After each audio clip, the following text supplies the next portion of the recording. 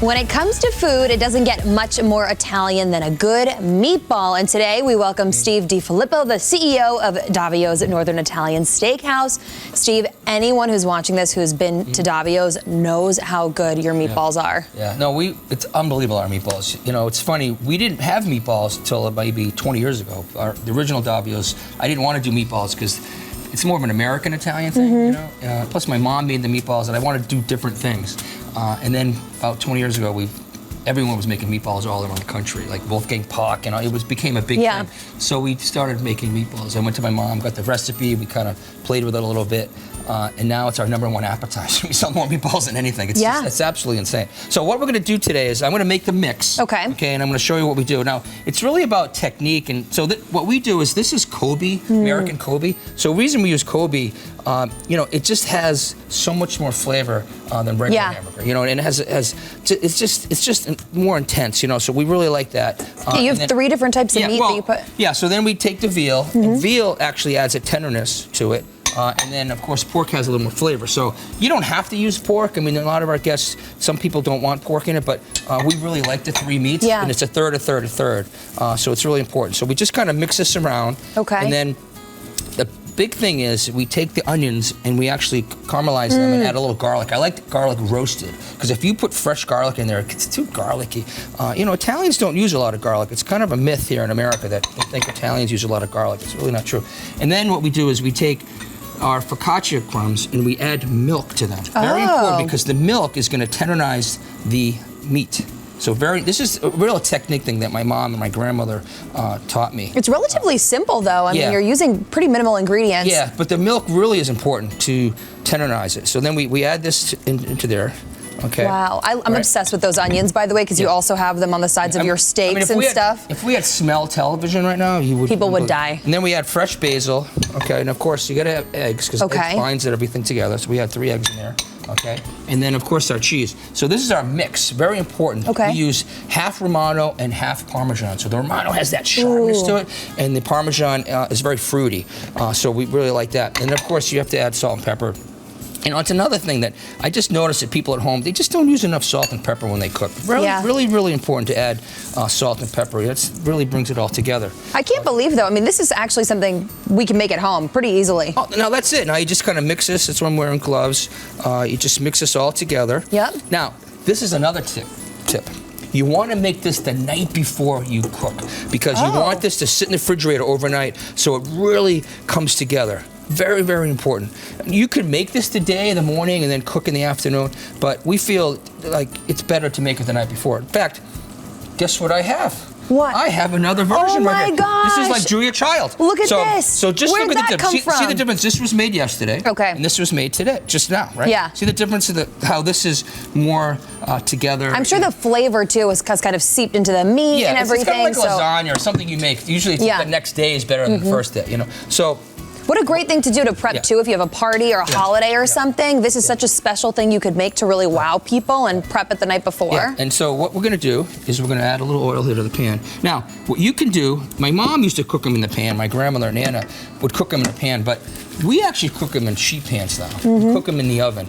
And I find it a lot healthier to do it that way. You just put them, just go like this, okay?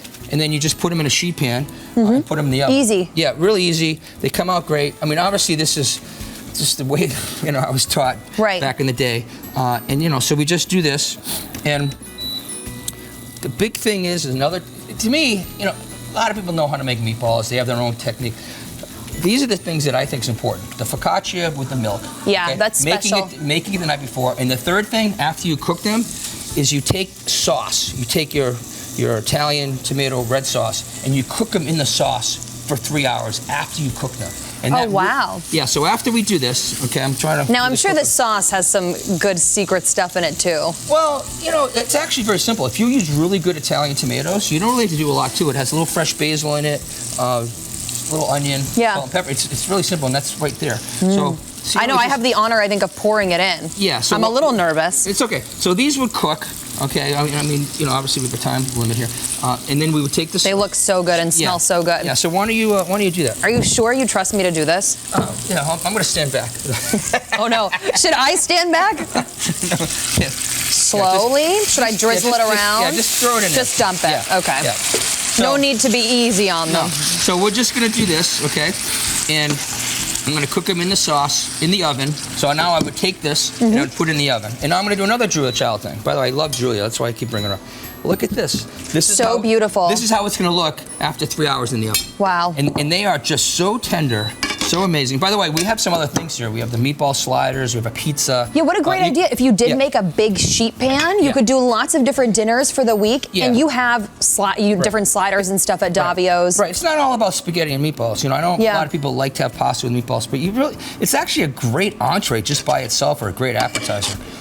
What's your favorite dish to make for guests when they come? You're looking at? Well, I like to make gnocchis, you know, pasta. You know, Which you could also pair with this. Yeah, so gnocchis and meatballs go really well together. Yeah. Yeah, it's awesome. Should we try them? Yes, why don't you try one? Now, I've actually had these a lot of times, so I know I like them, but I love it as an appetizer just because it's a good source of protein too, and you don't really fill up and you have room for your entree after if you have the appetizer. Yeah. But, you know, the great thing is to share too. Yeah, totally. Put a little more cheese on top. Look at that. Thank you. You really made it perfect. I love it. And you guys do different specials kind of year round too. Yeah, well, it depends on what time of year. You know, obviously in the fall we'll use white truffles, and then you know, the Nantucket scallops come. Isn't it just so tender? Now, the reason that's so tender again is because of the focaccia crumbs with the milk, right? Making the day before, and then of course after you cook them in the sauce for 3 hours. So those are the three things that I think you just cannot not do. Yeah. Now, by the way, you can make turkey meatballs.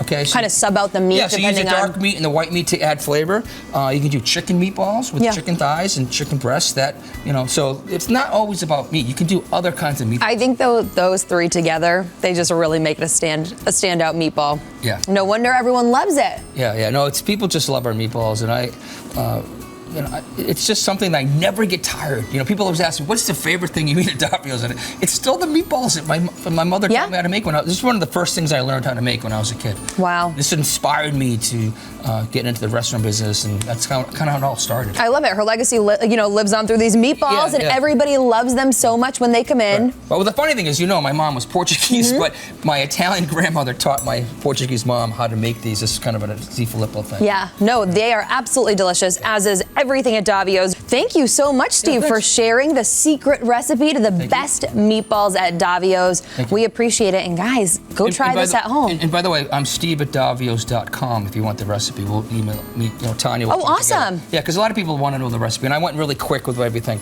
Yeah. And if you want the recipe, it's the best way we'll send it to you. Awesome. Thank you guys so much. Steve, thank you for being here. I'm going to enjoy this meatball, and we'll see you guys later. All right, thank you.